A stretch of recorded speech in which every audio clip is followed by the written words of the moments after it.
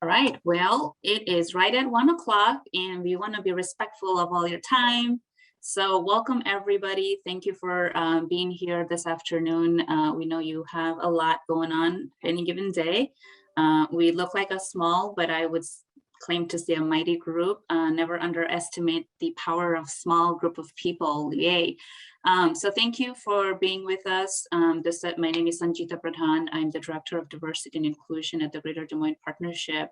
And we have been bringing these conversations with you on different topics of DEI to you every month. We try to align these with what month we're celebrating to raise awareness. November obviously is Native History Month. We'd like to pay our honor and respect to all the Indigenous people and our ancestors and our elders. But also on November 11th, we celebrated Veterans Day. A lot of people post about Veterans Day on social media, say, we respect or what have you. We want to make sure we go above and beyond a social media post, and sharing verbally how we support. So today we have an amazing group of leaders and panelists who are going to share with you some tangible insights and some tangible takeaways on how we can actually be more ready for veterans, to welcome them in our workplaces and to be more inclusive in our workplaces. So I'm not going to take a lot away from them. I will turn it over to my amazing colleagues, Amanda Banks and Tim Perkins, to start with a brief overview of some best practices around veteran inclusion in the workplace. And then we'll transition to an amazing panel that we have lined up for you today. And I want to thank all of the panelists right away, right now, before we start, and I may not get the opportunity later. Jathan has been amazing to work with, and he'll be leading our panel. We have Katie Eppers from Athene to share some employer perspective. We have Mr. Sean, who will be sharing a little bit about his own experience. April Keating will be sharing a little bit from the spouse perspective, and Julia Rose, we will welcome you again, all of you. So without further ado, we will pass it on to my colleagues, Amanda Banks and Tim Perkins. My name is Tim Perkins. I work with the Inclusion Council. I also work for the Veterans Benefit Administration. And I had 32 years of military experience. So for best practices for hiring and retaining military, active and veteran members, we have National Guard Reserve that still work during the week, only do a weekend a month, 2 weeks in the summer, unless they're deployed with companies. So some things some hiring managers and recruiters should have is a basic understanding of military culture. Doesn't mean you have to understand everything about the military. There's a lot of different things with different services, Marine, Navy, Air Force, and Army, and now Space Force. But just a basic understanding of what military culture is like, and the attributes veterans bring to the workplace, like promptness. They're polite, they're dependable, they'll finish a project, they're driven. But most civilians are unfamiliar with what military experience brings and what jobs and level responsibilities in the military. So being more familiar with that, talking to the veteran employees you already have, maybe people from Veterans Affairs, other people who have a knowledge of the military to help you with that. And make sure you educate your staff so they learn about military culture as well. It'll make you more welcoming, and your employees feel like they belong. And have a culturally sensitive onboarding process. Part of that includes the military, to have some understanding that this may be the first interview they've done in what we call a civilian setting. So be understanding of them using some military jargon, ask them to explain, but have a little understanding as they adapt to what the civilian world does versus the military. Know what resources are available to support your veteran, have resources to support your veteran employees and their leaders, your veteran support group, having different leaves in place for military members, or some help while they're first transitioning. They may need a little more time to get things in place. And consider the families, partners, and significant others who are going to be transitioning with the veteran. that can be a missed opportunity by hiring managers and recruiters. Whoever the person is that's applying may have family that's going to be looking for a position as well that they can fill. And I am sorry about my dogs. I'm watching my mother-in-law's dog and they're crazy. And B, have some consideration of what physical and mental injuries that can be accommodated in the workplace. I work as a reasonable accommodation coordinator, and being able to accommodate them is something you need to take in mind right away. Next slide.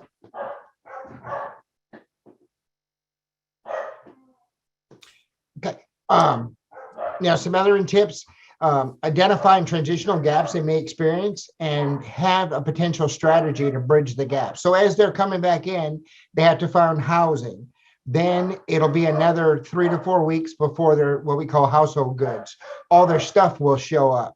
So you may want to work with veterans on the different stages as they transition, and they may need some time off. Unfortunately, they don't have a lot of flexibility on when the military may have the movers come to their house to bring their things. The family may come ahead. The veteran may work for employment with you 45 days, 2 months before they are even leaving the service. So working backward planning on what they have to get done can be helpful. And recognize when they're getting frustrated. So it is a whole new experience for them, and they have a lot of things going on. When you're in the military, they take care of a lot of stuff that you don't have to worry about that now they do. So it can be a little overwhelming. And I would really encourage you to know what federal, state, county, and local governments provide to attract veterans. There's a $5,000 grant to buy a house. There's tax cuts they can get on their home. There's a lot of free activities they can do that are provided out there, some education, and even what they call registered and unregistered apprenticeships, where your company can, the veteran can get more money while they learn the job at your company, and it's paid for by the Veterans Affairs. So that brings me to building a relationship with the state and federal Veteran Affairs representatives so they can educate you on some of these things. They'll be really helpful, and you'll find out some things you may never have known, just like you'll learn from our panelists. And I'm going to turn it over to my colleague, Amanda Banks. Thank you, Tim. Next slide for me, Sandita. Thank you. So a couple of things that we want to talk about that is for best practice purposes for hiring managers would be really at the time of hires, explaining your company during day one and during all of your one-on-ones with people. That is important for everyone to understand how your company is and culture, et cetera, but very important for someone who is shifting back into civilian life. Pairing the veteran with a mentor or a buddy. Always a great example of teaming them up with someone to help them learn the culture, the atmosphere, the ins and outs, the workflows and processes, etc. Definitely encouraging participation in your veteran resource groups or whatever you may call them. So any of your inclusion efforts that you do at your organization, encouraging their participation so their voice can be heard and taken into consideration. And then also train your managers to work with veterans, understanding them, how they work, how they're shifting into civilian life, et cetera, how they can adjust to the work atmosphere. And then check in often. Really, it is about just checking in to make sure that they're feeling adapted, welcome, included, et cetera. Next slide. And for talent attraction, some best practices here are really commonly used in most situations when you're thinking of talent attraction. But most importantly, it will be adding elements to your careers webs page that shows and demonstrates that you are inclusive of veterans to make them feel more welcome. Those can include photos or graphics to illustrate your commitment. And then revise your application process. Most companies have the process in place that there's some communication that comes out, maybe at the time that the person is applied, or it may be following that the conclusion of the decision of the position being given or not to them. But really it's about, if they never hear from you, then what is that feeling like? Filling out an application process can be a foreign and or cumbersome process. And so really just trying to help them feel that they are being received, that their application is being considered. Just a simple email communication letting them know. And then being prepared to translate military experience to those transferable skills. It's very often that the skill sets that they bring to the table are very transferable, but often when they're reading job descriptions that they may not be able to relate to it, to understand how that background experience has been given to them. So when you think about that, if your site has job openings, maybe match those or compare those to what those military job titles may be, with a couple of those at the bottom here to say how a security guard can be an infantryman or a scout or a military police, including those within your job description so that it can help articulate to those members how their experiences can serve in the civilian life.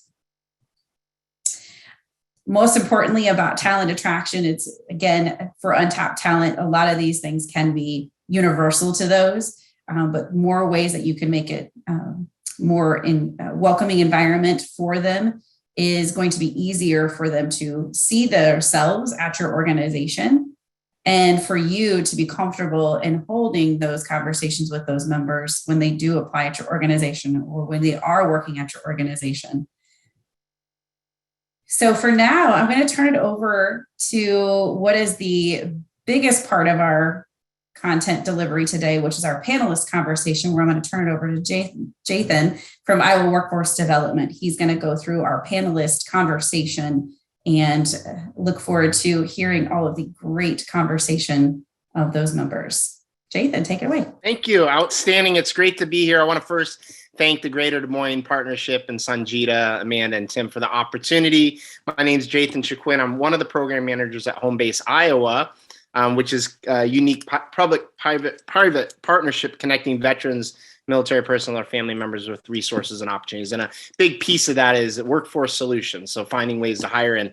I really want to say I am super honored and privileged to be able to help facilitate this panel of excellent individuals that have tremendous expertise and are willing to share their own experiences. And so I just wanted to start there. But what I'd like to do is really just start the conversation and ask that our panelists introduce themselves and tell us a little bit more about your connection to veterans. And if it's all right, we'll start with Katie. Sure. Thanks so much, Jathan. I feel actually really honored to be a part of this panel because I feel like this is just something that I do, right? It's just a fun part of my work employment. So thank you for asking me. I appreciate it. I've been with Athene for a little over 9 years, and I have been a part of our military veterans organization, which we lovingly call AMVO, since it started in late 2014, early 2015. So that kind of came about from, I'll share more about this later, but it kind of came about from, a request from the very top. But I'm also a military spouse. So my husband actually has been in the military since 2003. He started in the Army and he's now in the Air Force. And he took a transition from Des Moines to Jacksonville, Florida here with the Air Force. And that's why I'm here. And Athene graciously allowed me to stay on and represent the Military Veterans Organization and Athene in wake of that transfer, which is a way that I feel included as a military spouse. So thank you. Can somebody else go? I can certainly call on you, or feel free. I can How go. about Shane? Hey, good afternoon, everybody. My name is Shane Sawyer. I myself am a veteran. I retired in 2019, August, where I was a flight engineer on special operations Spectre gunships. And my transition to civilian living is still ongoing, as I like to say. But I am blessed with the opportunity to work for the state of Iowa as a veteran career planner. I fall under the umbrella of the Jobs for Veterans State Grant. It's a federally funded program that allows me to work with veterans and eligible spouses that have significant barriers to employment help find them proper employment, get them job ready, and also help those employers find them as well. So it's relationships and connecting people. Outstanding. Julia, you want to jump in? Sure. My name is Julia Rose. I am a social worker at the Iowa City VA. I am also a veteran of the Army, got out in 2002, so it's been quite some time. My wife just retired recently from active duty guard, so she was full-time, but we stayed in Iowa the entire time. And so I've been working with veterans since, well, I think 2012 in various roles. Excellent. And April. Hey, Jathan. I'm also really honored to be on this panel and feel a great sense of responsibility for speaking about the military spouse perspective, which Katie, you and I share. But my husband, I guess, was an active duty Army National Guard soldier, actually attached to the state of Iowa. And he retired in August of this year. So transition is very fresh for us. And that transition was a whirlwind, I guess. It's been kind of tough, but we are now settled back here in the state of Iowa. He and I are both Iowa natives. And while he was on active duty, I had a couple of starts and stops with my own career, and ultimately decided to start my own business because it felt like the easiest thing to do, to be able to continue to work while moving from place to place, raising our kids. And so I've been doing that for several years, and I currently have a remote role with a company that helps employers create return to work programs. And we support the community of what we call relaunchers, who are people looking to get back to work after taking a career break. So that's pretty exciting work, and obviously something very relevant for the military community. Outstanding. Thank you, everyone. And I'd like to just really encourage, we're going to have some time at the end of the panel discussion to ask questions. So please don't hesitate. Throw some questions in the chat box, because we'll be able to come back to those. So specific to our topic, I'd like each of our panelists to share with us, what are ways that you feel we can better include veterans in the workplace? And April, already we know your invaluable perspective as a family member. And so I really want to encourage you to share on that as well. So maybe we could start with Shane. Sure. So in respect to the question, I think as I work as a veteran career planner, I've noticed that we are actually a little bit saturated with resources, but oftentimes other employers don't know what those resources are. So I wanted to take a moment and share just a few of them with you today. And if you guys are interested in these resources later, you can get with myself or Jathan for the links to these resources and how to apply. But resources such as Hire Vets Medallion Program, the only federal level Veterans Employment Award that recognizes companies and organizations for their commitments to hiring veterans. We have the Work Opportunity Tax Credit. It's a federal tax credit that reduces an employer's cost of doing business by decreasing their federal income tax liability between approximately $2,400 and $9,600 per employee, depending on that target group's hours and worked throughout that first year. And then a program that's near and dear to my heart that I've seen actually work is the DoD Skills Bridge program. I've actually, as a former first sergeant, I've sent plenty of individuals out to the Skills Bridge program. As they are still assigned to active duty, they're able to leave with their what we call terminal leave, or that leave balance or vacation time that they have left over, and they can go work for a company on basically what was, in my case, the Air Force's dime. They're still holding their name and their rank and their pay grade, but they are working for all intents and purposes for that company, with the idea that the company gets a chance to try out a highly skilled, highly motivated, technically proficient individual. And at the end of that Skills Bridge program could potentially offer that individual a job and ease that individual into transitioning out of the military. And it kind of diminishes some of that anxiety that we as military members and our spouses have as we make that transition from our career, from one career to the next. And panelists, I think I'm just going to let you jump in. If we start stepping on each other, I'll start going around, but just feel free.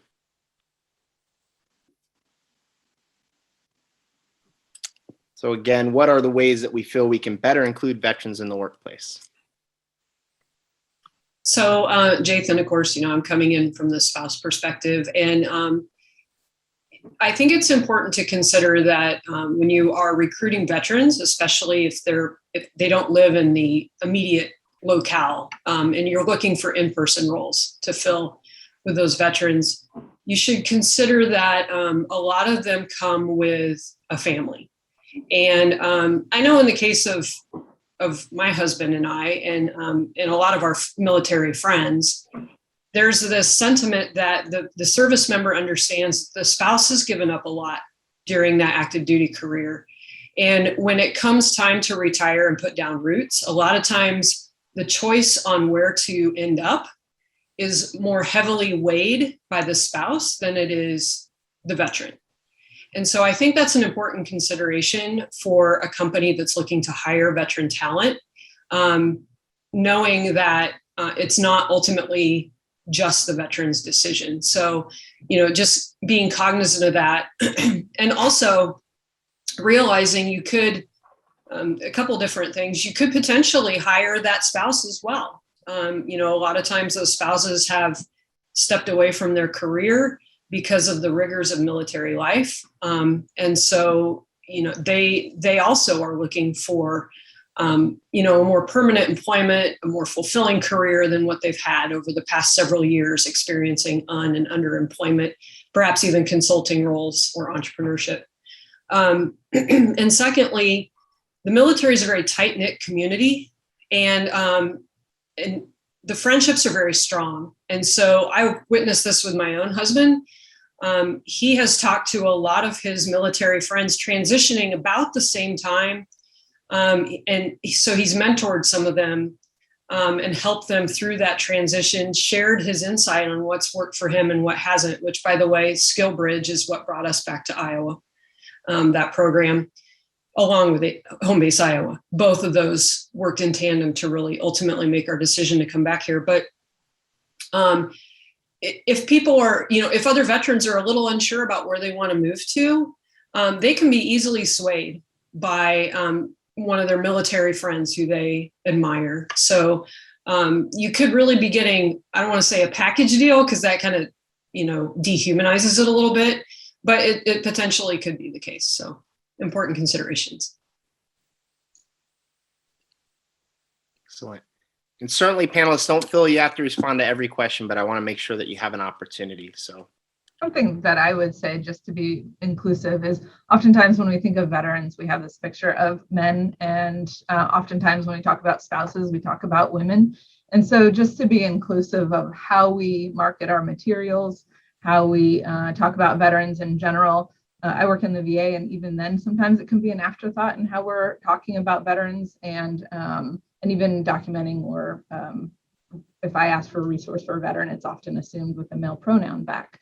So just being overall inclusive to that, even though we are a military environment, there is a strong culture. There's a lot of diversity of individuals, diversity of thought, diversity of backgrounds within those groups. Julia, I couldn't agree with you more. I had the same thoughts as I was even preparing for today, because we just tend to have, and I'm guilty of it too, right? Because I fit that narrative, but it's rethinking how we see that and making sure we're meeting those needs.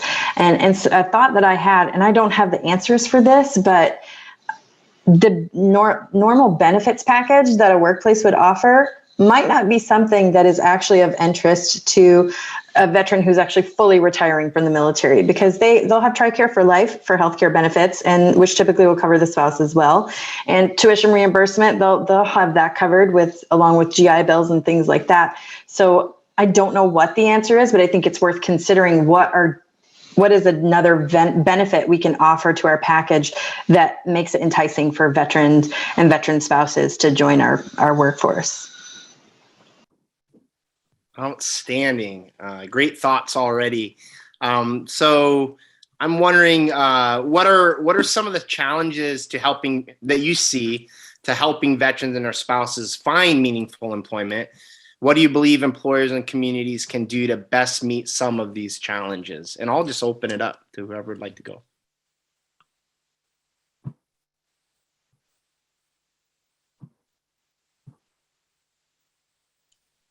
All right, I guess I'll go. Again, I'm coming at this from the spouse perspective, but, and I think this is maybe I'm particularly sensitive to this because of the work that I do on a daily basis. But, the data around military spouse and underemployment is pretty profound about the high percentage of that happening in that community. And so a lot of military spouses will have gaps in their resume, whether they step away because they have to be home with the kids. Their military member is, has a really crazy schedule, and whatever that case may be, there's a lot of those gaps, those starts and stops, those periods of underemployment where you might wonder what is going on, and you can kind of draw conclusions when you start to see, start to look at their resume as a whole. But understanding, and sometimes spouses will turn to education. I know a lot of military spouses, when they were unable to find a job in a location, will then turn to education, because that is we have a lot of resources that allow us to get a good education for not a lot of money. And so some spouses will, in an effort to better themselves, when they can't have a job, they'll turn to employment instead. And a lot of us will take volunteer roles, and volunteer roles, while not paid, can really add to a skill set. So looking at that applicant as a whole, and understanding that AI is not going to catch. AI is going to look at some of these resumes and toss it out, just because it doesn't sequentially make sense to artificial intelligence. So understanding that those resumes may have those gaps, and if you're able to apply a human touch to them, to have that review and have a better understanding of what's going on there, would be beneficial to hiring that military spouse talent. April, I want to echo your sentiment and say thank you for that as well. As a former military member myself, and my spouse at the time, I watched her give up her career as a nurse to only pursue her education further and become the quintessential volunteer in our community while managing a household, as I crossed all over the world multiple times a year to do deployments or different spin-ups. There was no shortage of work that she did not take on, and the efforts that she gave was monumental. And I just wanted to thank you for that perspective, because I think a lot of times spouses get overlooked in that. And something that you mentioned that resonated with me, that I had notes, actually, I had notes from last night, is their work history. When you're looking at military spouse's work history, you will see gaps in it, but those gaps didn't necessarily mean that the spouse was inactive or not committing themselves to something that wasn't worthwhile. They oftentimes, I would say that my spouse was significantly busier than I was, and I was the one doing the deploying. So I wanted to thank you for that. Also, in addition to, I have some notes down here about translating military experiences, and even the spouse's experience as well. We often talk about jargon, and I believe Tim mentioned that in one of the slides, is that our military vernacular doesn't necessarily translate to, as we say, civilian speak or real world speak. So translating that jargon, those acronyms, trying to find a way to bridge that gap between our technical expertise and what we can bring to the table with our professionalism and our drive to the civilian workforce is critical at that point. I'd just like to jump in too and talk about the hard work and skills that parents get from having children. Having adopted our kids 4 years ago, it's blown my mind about how people can manage households, jobs, and everything above just taking care of kids. And so that is a huge skill set and management. And then I also want to just say, from transitioning from a cultural perspective from a military environment into a civilian world, a lot of times people are just realizing what their limitations are from injuries that they've had in the military that they haven't really had to compensate in a large way for yet. And so oftentimes they might come in not feeling like they need a lot of accommodations, but they're discovering those parts about them because they haven't engaged in a lot of that kind of work. And so being open to the flexibility of them discovering that, open to medical appointments, whether it's for service connection related to military service or getting resources that they need because of the discovery of limitations that they didn't realize they had before, are really important key steps to providing an environment that's inclusive and supportive of a military member. Excellent, excellent. So I often think about language and terminology such as veteran friendly versus veteran ready when we're talking about companies. And what does that mean to you? And what are some steps that you see companies taking to better attract and retain veterans and their spouses? I can take the first stab at this one. In truth, I don't hear those terms a lot. You know, we hear military friendly from the military friendly organization and the awards that they give to employers who are doing their job to support military personnel.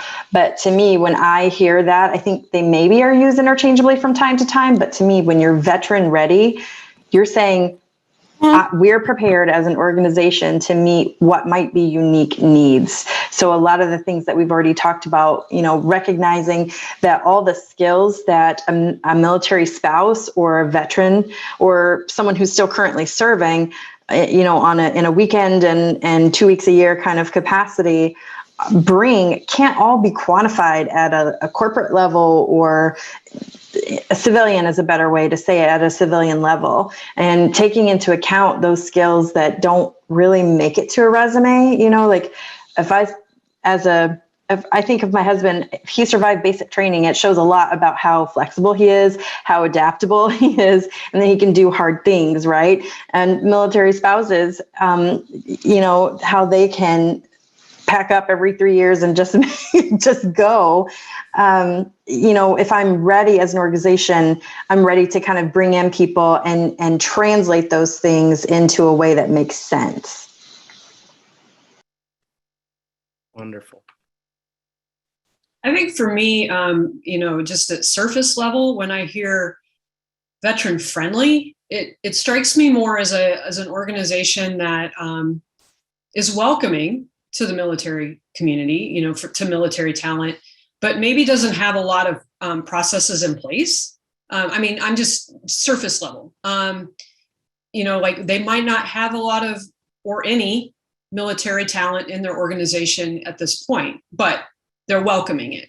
Whereas when I hear veteran ready, it sounds more like a company that that has some processes in place, has some experience with military talent. They're a company that's, you know, walking the talk.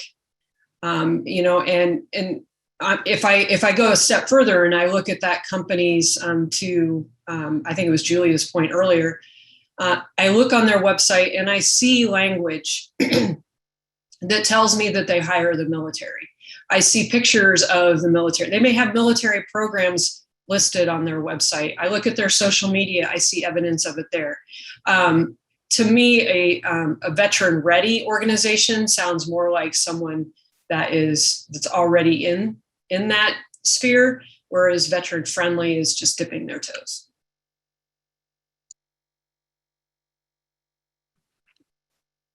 Excellent. Anybody else want to comment on that? I would like to add just one thing to that. I agree with all of that. And as it pertains to veteran ready, processes in place. As a suggestion, maybe in the application processes for many jobs, as I was applying, I noticed that there was a lot of interest in whether or not I was a veteran. Some jobs gave preference points. Some things had other things to consider, but maybe changing the verbiage to "Are you a veteran or the spouse of a veteran?" In that application process, if that was our objective, was to attract more veteran talent and spouse talent as well. I will say the military friendly, military ready is more inclusive of spouses and partners, family members than veteran. Yes. Excellent, excellent. So, each of you have such important perspectives in working with veterans and their families. And I'm just wondering, what do you consider best practices? What do you see as some of the most important ideas for us to consider today?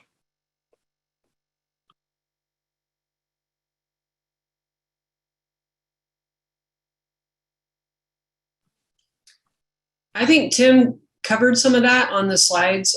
Tim and Amanda covered some of that on the slides that they presented earlier. One of the things I think about is talking to the military employees that you have in your organization currently. And, getting one of the things I heard recently that really resonated with me is because, again, I do this work with this company that works in return to work programs. We have a lot of language we use to describe those. But I was participating recently in a webinar where a company was explaining their returnship program to military spouses. And one of my friends said, I know about returnships, but I've never heard it explained in a way that resonates with me like it is right now. So when you get it from the horse's mouth, you can really lean in and use that language so it will resonate with that community that you're trying to reach. So reaching into those people that are already in your company to be ambassadors, if they're willing to be a part of that, that planning, that, building the programs or, the outreach or whatever it is you're trying to do, ask them to and empower them to be a part of that. I think some things that can really be best practice, to kind of say what April was saying, is the fostering of camaraderie within an organization. I think a lot of times our work has been about the people and the mission as well, but it's the people that we're there serving alongside of, not wanting to let down in order to accomplish that mission. And there's some organizations that may not have a lot of ways to connect staff. And I think that's an important component of feeling like this is a new place that we belong to. In the military, depending on where you're stationed, especially from my experience when I went overseas, that happened really quickly.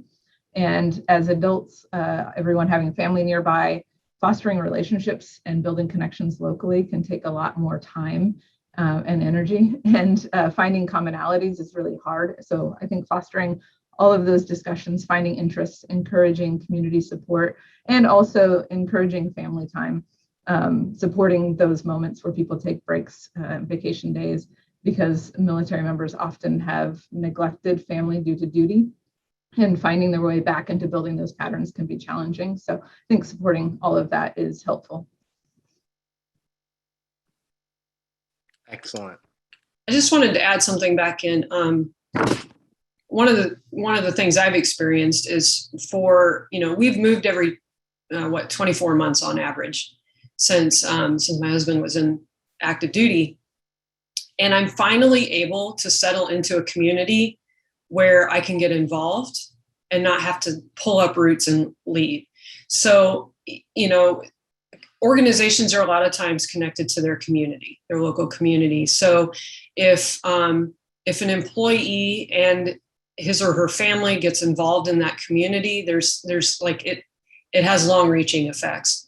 And so helping that new veteran employee and family get settled in that new community, especially if they haven't lived there before. pairing them up with someone who might be willing to walk them through, here's what's going on in the community. Here's an event that's taking place. We're gonna go to it. Do you want to come with us? Having maybe meet and greets at your company so that they can get to know each other. Just ways to help integrate them into the community, into the company, and make them feel welcome. It goes a long way.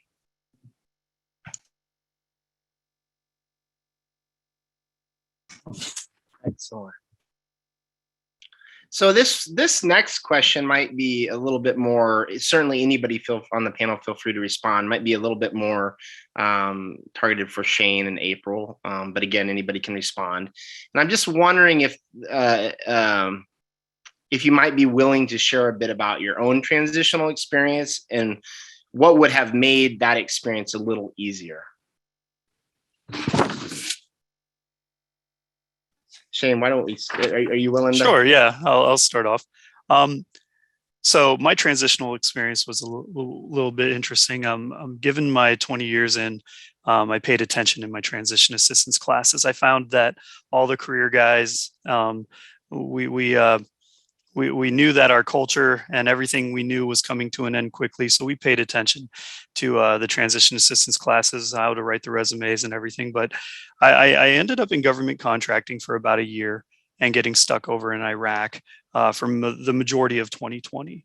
And by the time I came home, all I wanted to do was move back to Iowa and get closer to the family that I have here. And I paid attention, and I remembered that there was a veteran career planner, and there was family readiness groups attached to any military base. So blindly, I got on Google and I reached out to the Air Force Base in Des Moines, found a family readiness group, Airmen and Family Readiness Center, who put me in touch with a gentleman named Gary Sharp for Home Base Iowa. And that Home Base Iowa, as I now pitch it to my veterans who are transitioning, is I talk about it as fishing in a pond with a bigger net. It's just networking. Home Base Iowa was able to partner with other businesses who wanted to help hire veterans. They took my resume, took my experience, and translated it to the way we needed to do to get me to speak, get it to translate to civilian employment, if you will. And I'd say weekly, I was receiving emails from employers that were hungry to hire me. Along that lines, we found a state employment job for a disabled veteran outreach program specialist, which I happened to also be working with one at the time, and I got the job here. So for me, the transition was somewhat easier, but I would caveat that with, I had a whole 20 years of experience in networking to know how to utilize my avenues that were before me, where someone who might have done a 4-year stint, 2-year stint, or whatever, wouldn't necessarily have that for them. So I'm not sure how we would have made it easier in my particular case, but I bet April would have some wonderful insight to that as well. So interestingly, my husband, by the time he got out, had served 30 years in the service, but the 15 years that we were married, we never did any geo-batching. So, the military community understands that sometimes the military member will go to their duty station and the family will stay put. And we made the decision to not do that. Except 6 months before retirement, my husband had been doing a lot of work around what he was going to do after the military. Like, he really prepared, and it set him up well, to be honest. But we were stationed in Huntsville, Alabama, and loved the house, the school, the neighborhood, loved everything about that area. But we did a lot of talking around where we were going to end up. We're both Iowa natives, and we both have family back here, and don't love the winters, but but we love being closer to family.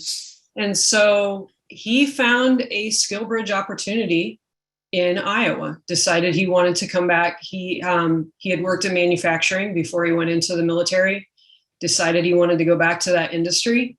So he found a SkillBridge internship back here in Iowa, and we did a lot of talking and decided he was going to come to Iowa for 3 months to do that internship. So we did our first geobatching. And that was the first time that he had deployed once before during active duty, but that was before we had kids. So I stayed in Alabama with the kids while he came back and did that internship. And so that was pretty tough. And he let me decide where we were going to end up. So I really struggled with that decision because, I took my kids into consideration. I took, the southern weather into consideration. Just a lot of things to think about, and ultimately really started leaning towards coming back to Iowa. And then once he completed the internship, got back to Alabama, decided to apply for jobs back at the company where he had been doing the internship, and got a job offer. And so then it was decided we were coming back to Iowa. And so he left again to start his job. We decided this, and it was the beginning of summer. So our kids are elementary age. They're young still. And so he came back to Iowa to start the job, and I stayed in Alabama with the kids so they could do their sports and their camps and we could put the house up for sale. But it was really rough. And I'll tell you, this is really a tip, I guess, for other military spouses. I put a lot of weight on my identity as a military spouse. And I think I was also more concerned with where we were going to live and, what my husband was going to do. I didn't think about what I wanted to do after retirement. So, I thought about everybody else and then didn't really consider myself. And so I think that's actually something that happens to a lot of spouses. So while I'm not a walking example of this, my tip is for other military spouses to, one, don't put so much emphasis on your identity as a spouse. You are an independent person and you have your own interests. And if you have career aspirations, know what those are so that it's your guiding light as you walk the path of military life. And so when you reach that, transition out of active duty, you've done some work to get you to where you want to be. And so you can step into that transition confident in what the rest of your life is going to look like. And you're not left making jokes like I am, like, now we have to grow up and make adult decisions because the Army's not doing it for us anymore. So it's been kind of rough. And, we got here in August, here being Eldridge, Iowa, in the Quad Cities. And it's great to be back in Iowa, but it's almost like surreal to me. We were separated from our home state. We'd come back about every 6 months to a year. And, and I was joking with my husband the other day. I was like, do you ever see somebody wearing like a Cyclones or Hawkeyes sweatshirt and get really excited and then stop and realize, oh, wait, we're in Iowa? It used to be like the introduction to a conversation for us, so it's interesting. Can I just add to that real quick? I was only in for 4 years, and so I didn't have the longevity of building a consistent career. And when I got out, I was 22 because I went in when I was 17. And so I think there was some identity loss because of going into a culture and having that identity kind of molded into you right away. And so there was some inconsistencies within probably my work schedule, my what I was trying to accomplish in school. And so I think that's something to be cognizant of too when looking at a resume and people getting out of the service. That time might look bad on paper, but it was really a time of growth and self-development in order to make sure I was selecting the life that I wanted versus just the next step that seemed convenient.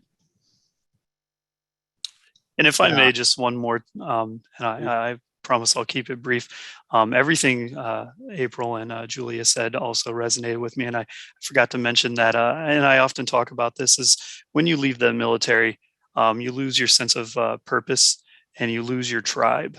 And I talk about this often, and there was nothing cooler than being an aviator in the Air Force to me. And I wrapped up a lot of my identity in being a special operations aviator. Coming to was my first real taste of civilian living. And day one at work here at Iowa Works, I see cubicle farms that I had to cross to get to my office. I paused, I panicked, and I almost walked right back out the door. I'm in an area where I don't have my tribe. Nobody speaks the military speak. I ran into a recruiting event where I saw Army recruiters, and they happened to be wearing the normal multicam print camouflage utility uniform, and I said, finally, normal people. And I was so excited to see them, and they've since adopted me into the fold as the one cool Air Force guy they get to have. But I did want to touch on and echo the sentiment that April and Julia said, that it really is a tough transition, losing that sense of purpose if you have your identity wrapped up in your job.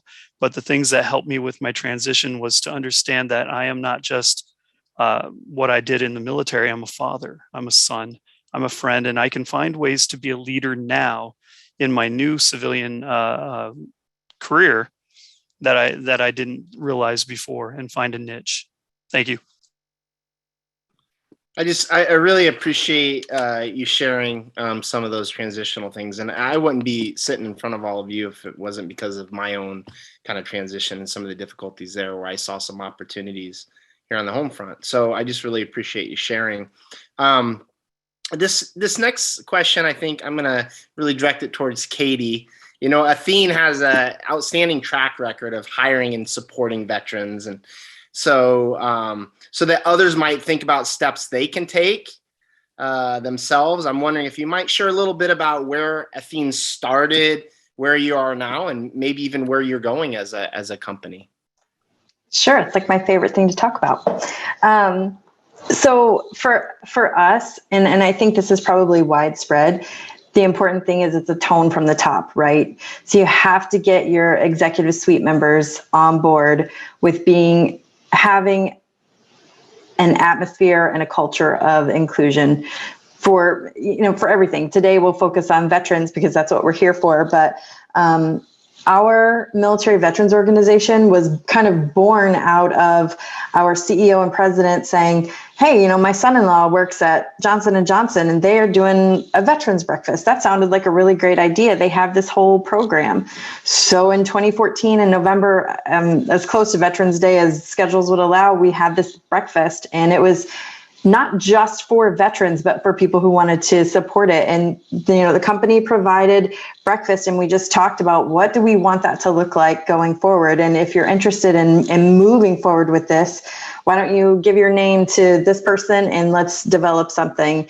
And from there, our organization has kind of grown, and there were 13 or 14 of us that were, on the original committee, and we didn't know what we were doing, but we had support from other organizations. Home Base Iowa was one of them, and just kind of try to find out where can we be support to veterans in our community, and how can we help veterans who are employees. And I think we still have ground to cover, but when I think about how launching the Military Veterans Organization kind of has helped us launch our greater DEI initiatives, that's phenomenal to me. AMVO started as our first employee resource group.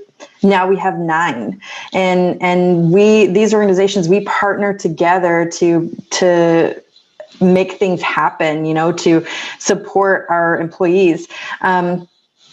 There are several initiatives that we have each year, like just to name a few, like we do donation drives during the year to send to deployed Iowa troops, and our employees show up and show out when that happens. Like, they are just very generous. We send holiday cards to either deployed troops or to the VA or veterans homes, just so there's something that people are getting a personal touch. We volunteer at the veteran cemetery and do cleanup out there. It's where it's needed. We lay wreaths for Wreaths Across America in December. We volunteer at the Des Moines homeless veteran stand down, which is really a great opportunity and a great organization to partner with. And then sponsor the Remembrance Run and things of that nature. We participate in job fairs at Camp Dodge when they're having them. And we have referral bonus for employees if it's a higher bonus if it's a veteran that's coming in, because we know that veterans and military service members, military spouses kind of just bring a unique perspective and unique skill set to the organization. And I saw, Becky, thank you for posting that in there. Athene has been awarded several ESGR awards, and that's just an honor not because it speaks to what we do, but because we think that it can attract more veterans and service members to come and be a part of our organization. One of my most favorite things we did last year in the wake of 2020, that Veterans Breakfast that I spoke of, well, that's been an annual tradition. We do that around Veterans Day every year. But last year being what it was, we couldn't really do that, despite the fact that we were already back at work. We were one of the first ones to go back, but it just wasn't the safest of conditions to have everybody coming to a breakfast, right? So instead, what we did was just created this interview video with some of our veteran employees and just get their perspective on things to help them share their story with the rest of the employee population. And that, I kind of cried a little, even though I was there for basically every interview that we did. But once it was edited all together, it was just, it was very humbling to know that while we have work to do, we're doing something that makes a difference in their lives. And that's what we want to continue to focus on. You know, April, I think you said it earlier, and I had it written down in my notes for input as well, but asking the question of the people who you're really trying to support, what do you need? How can we make this a better environment for you? What would you find supportive? And that's where we want to go. You know, we want to be sure that we're being something that helps you along the way rather than an obstacle. Just awesome. Thank you so much, Katie, for sharing that. And Julie, I think this one's kind of targeted towards you a little bit. You know, I've often said that veterans are as unique as individuals themselves, yet often we tend to see veterans as a homogeneous population. And so I'm just wondering, what are some of the potential barriers or mistakes we might make with this perspective? And do you have any recommendations? And certainly, past Julie, I'll open that up to everybody as well. Yeah, I think the one thing to think about is everything we're talking about today, they are generalizations. They're common. There's a lot of shared experience that we're talking about here that lends to that framework. However, I think not everyone has had those experiences. And I think that's something that we need to recognize when we're talking about the veteran population.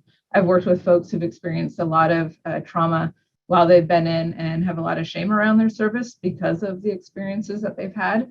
And so that can create a different level of how they feel when they're being thanked for their service or when Veterans Day happens and those types of things. We are a culture, just like any culture, we have our challenges. We have racism that exists. We have sexism that exists within that culture. And so how people experience that service depends a lot on the units that they were in and the people that they served with in order to determine their experiences.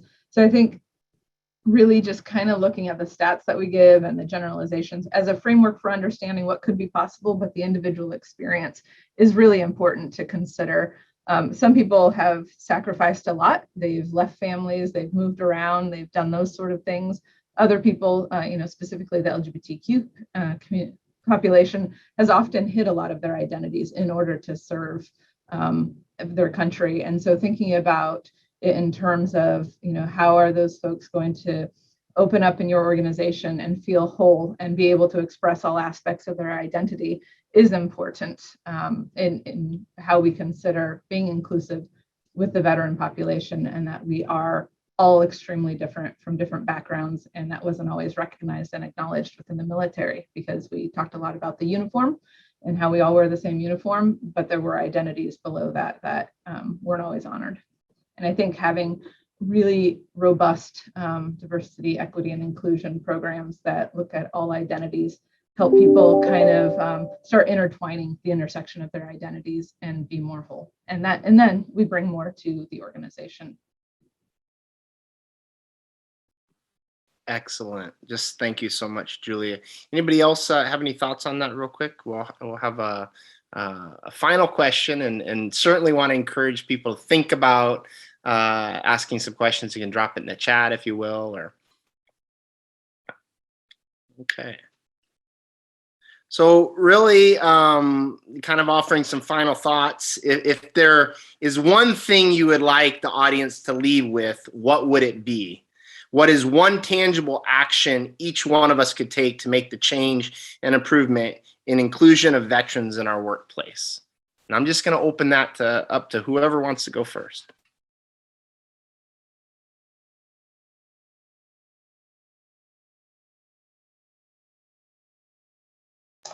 I think one simple thing is just don't be afraid to admit when you don't know what's needed.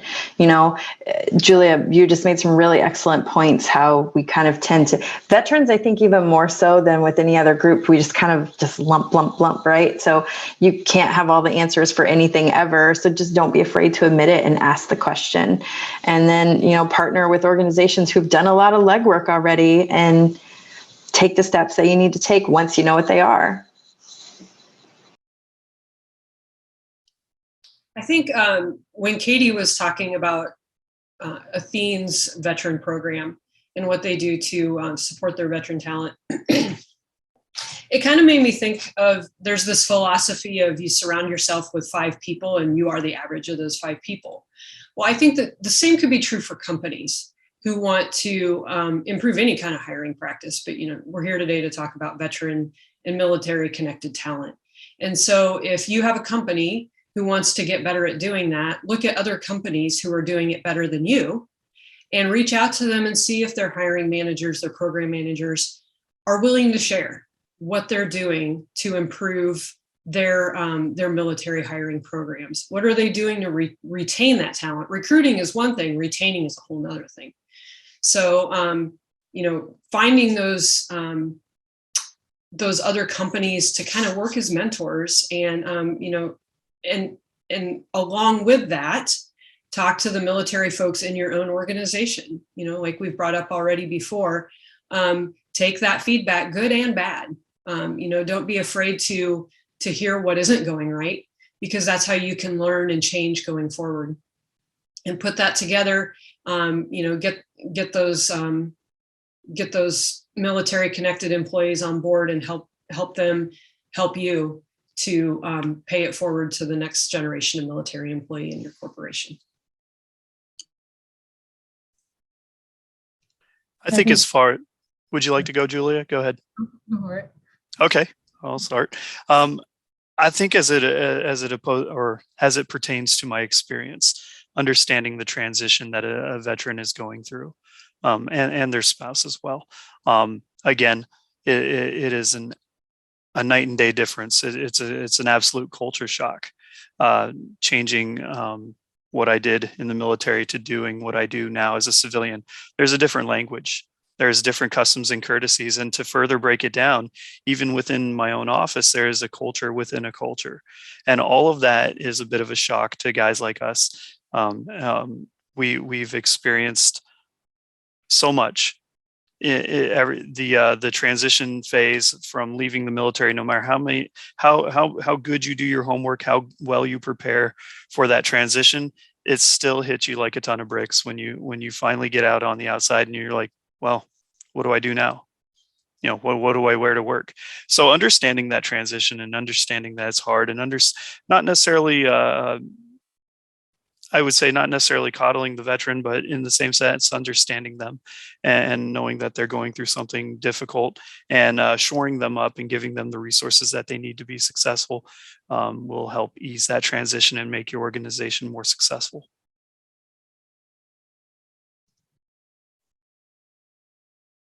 Yeah, and just to build on all of that, I think just normalizing that the team environment, help seeking is okay in a way that resonates with the folks that you work with, and that everybody is there to help and build each other up, because we don't know the needs of everyone. But if we create that open environment and model it, not just in how we build our organization, but within the people who work there, I think we have a stronger, more supportive environment for military members and their spouses. Excellent. And, I wanted just to add, I heard we already say, about including veterans, but we veterans are individuals that carry experiences and knowledge beyond what many have. So I think just sometimes inviting veterans and their families into discussions, I think that was Katie, you that had mentioned that. So I think at this point, we're going to open it up to questions, but I have one question from Leah that I wanted to get to. And so I'd like certainly the panel, if you have any thoughts on this question, I'll go ahead and read it. I've been in corporate America for a long time, but my veteran partner is fairly new to it. How can I help him better acclimate to the corporate nuances that will bring much success in a civilian career? For example, giving upwards feedback to leadership on what he needs, taking feedback as a coaching and growth opportunity, not as a reprimand, actively pursuing promotions rather than relying on tenure, etc. Anybody?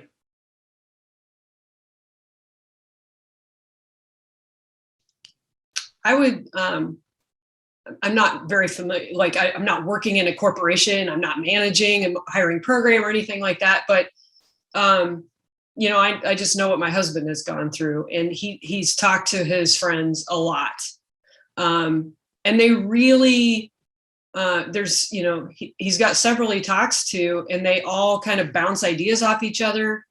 He'll get fired up about something because he doesn't like the way it's going in corporate America. And this is how we did it in the military. And so he'll get on the phone and he'll vent to his friends, luckily he doesn't blow up at work about it.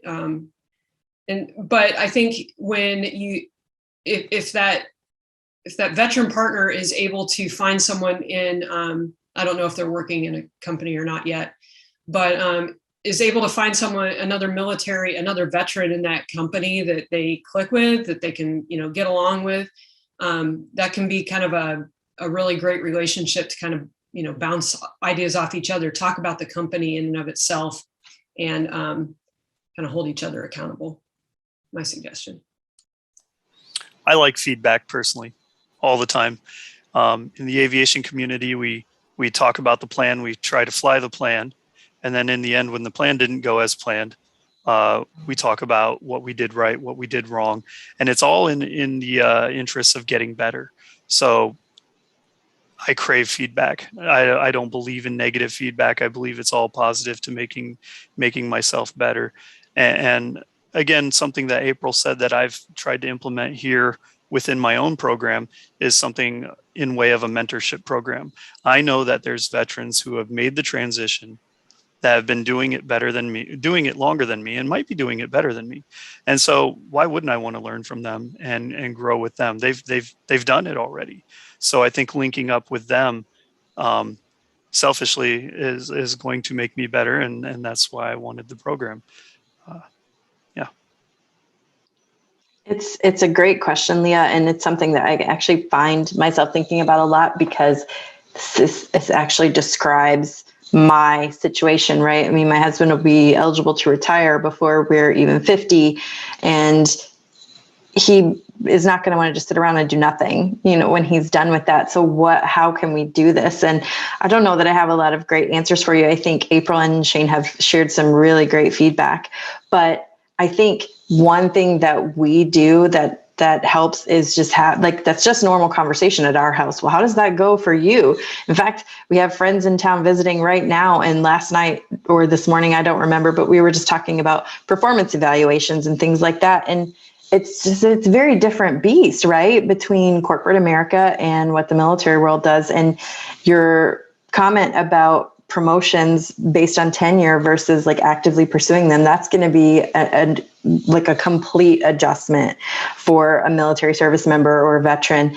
And I think just calling it out and just saying, actually, this is how it works here. And the mentorship program, this is something that we want to look at adding at Athene as well. And so many things that have been said today have just kind of given me the confirmation that the things that we're thinking through as an organization are the right path. So I don't have super great wisdom, but I think that connecting with the right resources is really, really important. I know you mentioned a couple of mentorship programs already, but I just a little plug for, there's a couple of them that come to mind, Veterati and American Corporate Partners. Both of those for veterans are really great, free. They match, with Veterati, you can choose a mentor. With American Corporate Partners, they match you with a mentor. And so that can be another valuable resource for your veteran.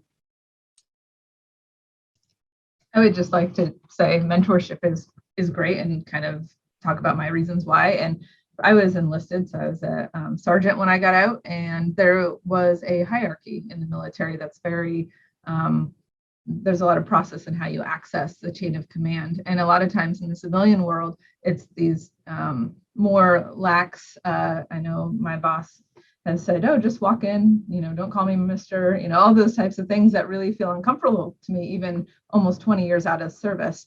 And so I think actively working to break down those barriers that are put in place because of the culture of how the military sets up a chain of command is really helpful. And then being able to access all those other opportunities within the system comes from once you are familiar and comfortable within how the new culture works of the business that you're in. So mentors would be nice.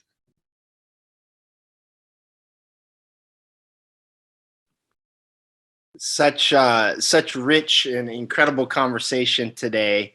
And I know Becky just put in the window in regard to trickle down to managers, supervisors, and understanding the commitment for those still serving. ESGR does provide free training to businesses and all levels of management to help them understand USERRA and the commitment. And ESGR is an amazing resource.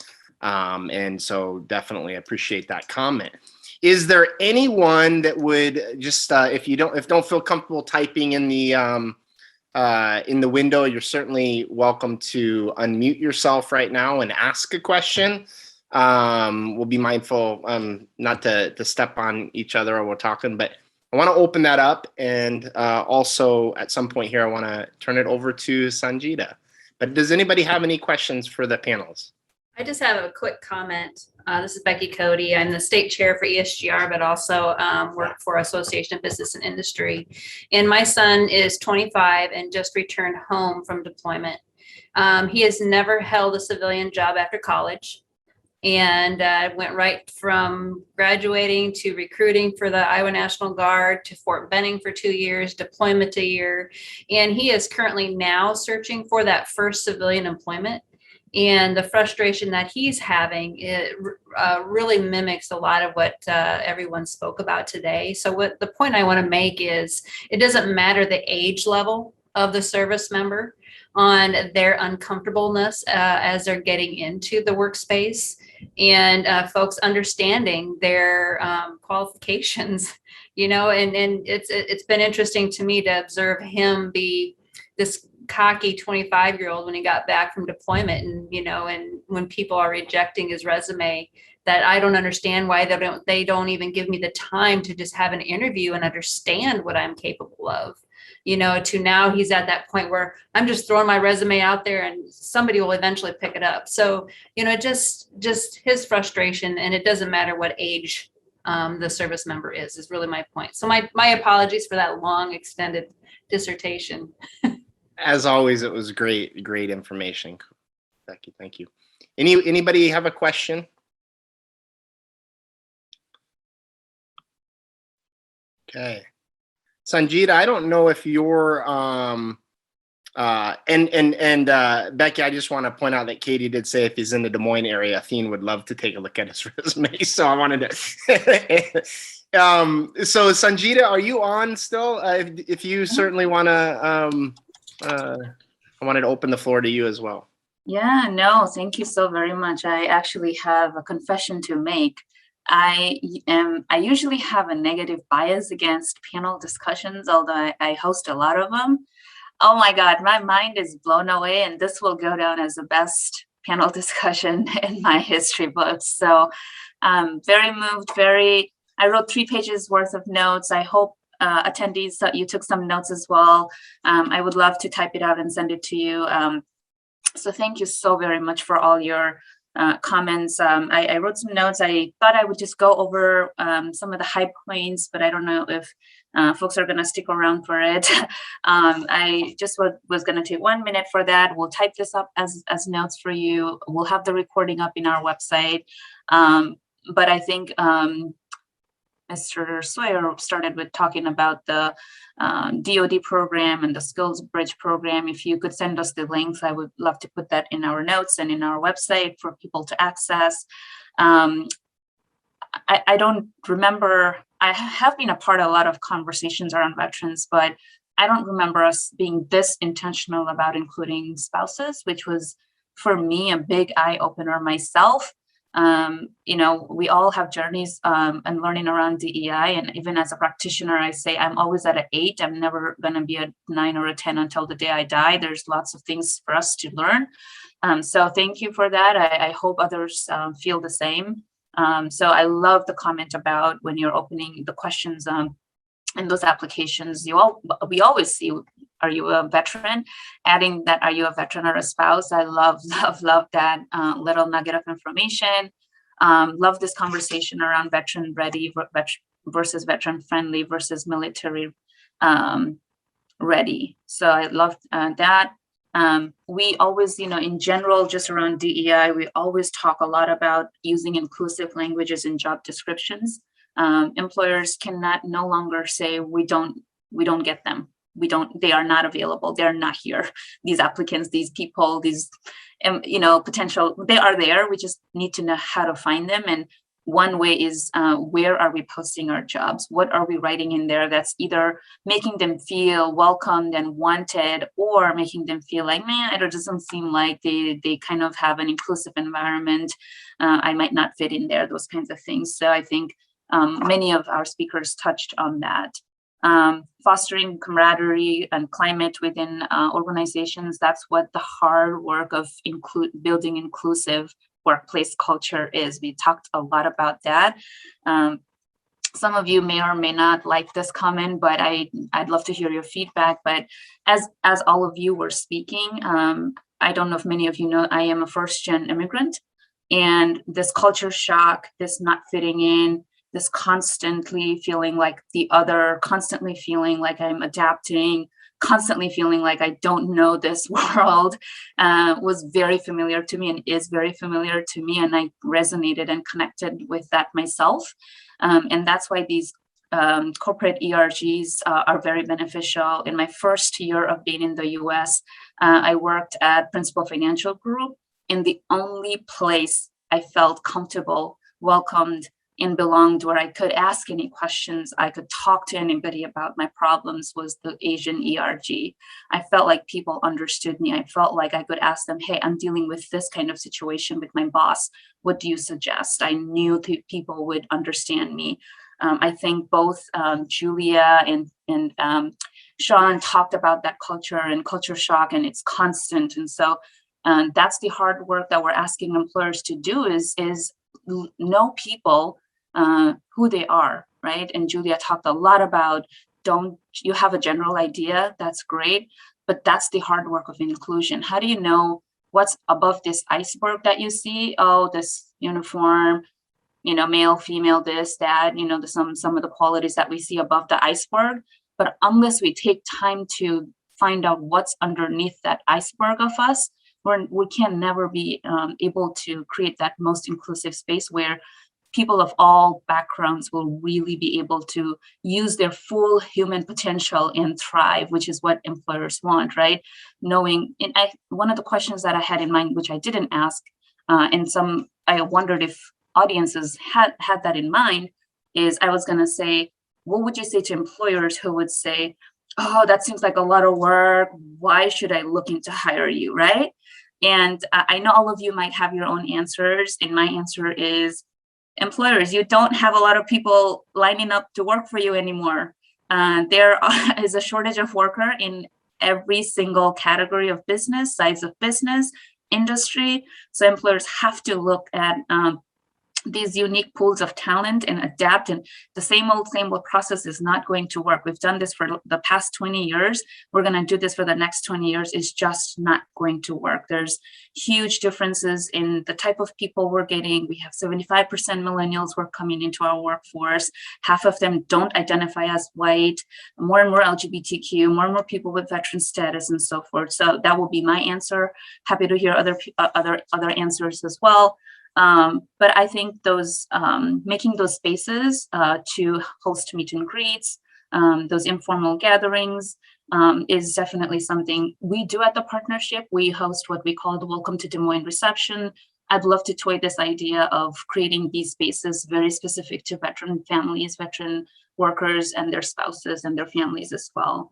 One of the ideas that I had in mind as April was talking about spouses is, and I don't know if this already happens. Let me know if this happens already.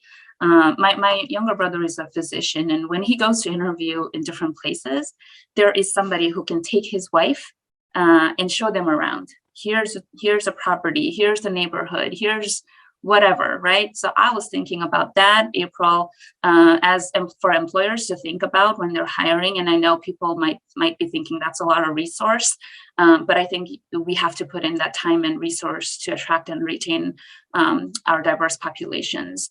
Some of that service is provided through the partnership. My previous boss, Mary Bontrager, would actually take the time, and this was mostly offered to executive level.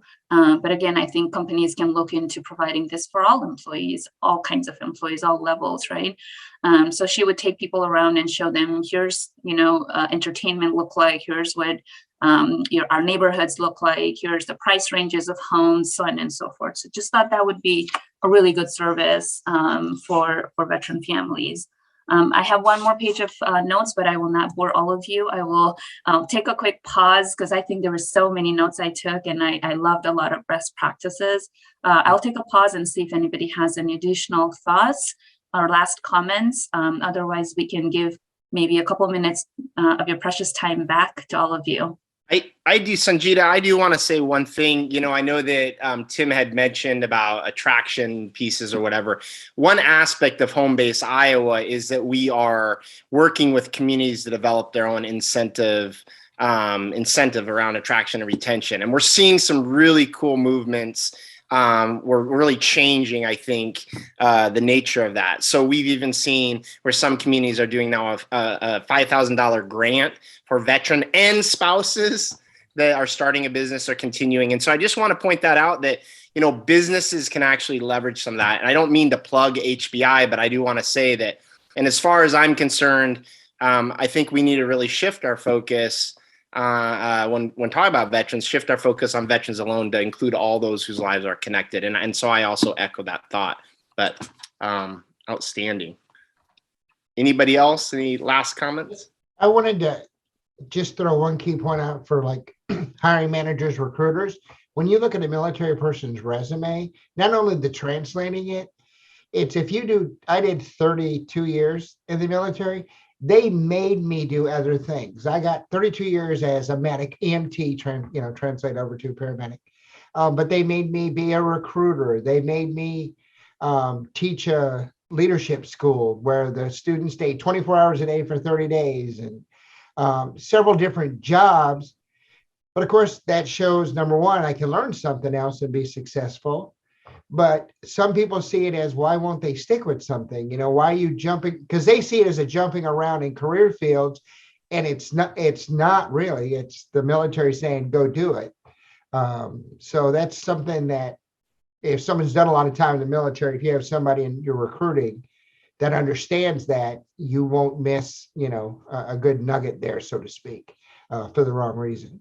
That's a good point, Tim, because the military rotates almost every 3 years into a different role or a different position. And employers, I don't think, recognize the fact that they're becoming the jacks of all. They're learning all aspects of an organization that they're with versus just staying steady in one lane. So really their leadership is growing exponentially just because they're transferring every 3 years.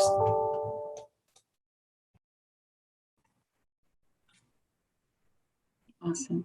Well, again, I want to thank each of the panelists today. And Jathan, you did a fantastic job of moderating, but also coordinating behind the scenes. So I want to extend thank you to all of you and all of you for attending and spending the time.